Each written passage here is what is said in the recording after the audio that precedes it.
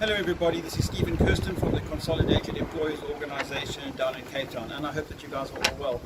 In today's video installment, I'm going to be discussing the concept of short time. Now, from a labour law perspective, short time means a reduction of an employee's ordinary working hours. I'll be discussing how short time is implemented, some of the faults that employers make in the implementation of short time, and how short time disputes are resolved.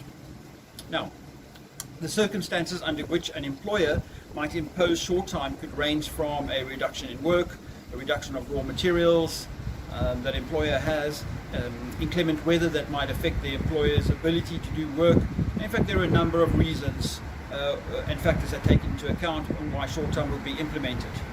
Under these circumstances, an employer feels that he may not afford or need an employee's services for their normal ordinary working hours, and as such he would like to reduce those hours. Essentially, short time can be implemented in two ways. One is by agreement between the parties, and the other is as an alternative to retrenchment. Okay, in terms of the agreement, a short time agreement can be concluded and should be included in the contract of employment.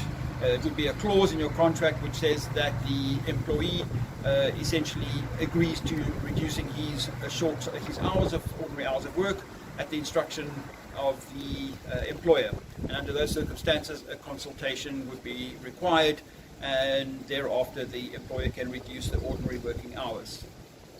The second method is in terms of a alternative to retrenchment, and under those circumstances a section 189 notice would be served, and during the retrenchment consultations parties would engage in alternatives to dismissals, and such alternative proposals would be a reduction of normal working hours. If an employer implements short time without an agreement in place, or he has failed to follow the 189 process, an employee might refer a dispute to the CCMA. Now, the courts have dealt with labour disputes dealing with short time. They have indicated that the CCMA does not deal with short time disputes as unfair labour practices.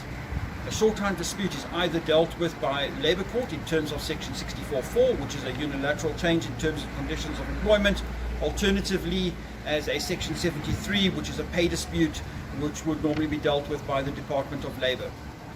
So it is our recommendation that before you reduce an employee's working hours, that you either enter into a consultation process with them and do so as a result of an agreement between the parties, alternatively that you do so under the auspices of section 189, and you ask your labour representative to assist you with that process. We hope that this video has been informative, and we will see you in the next installment. Thank you very much.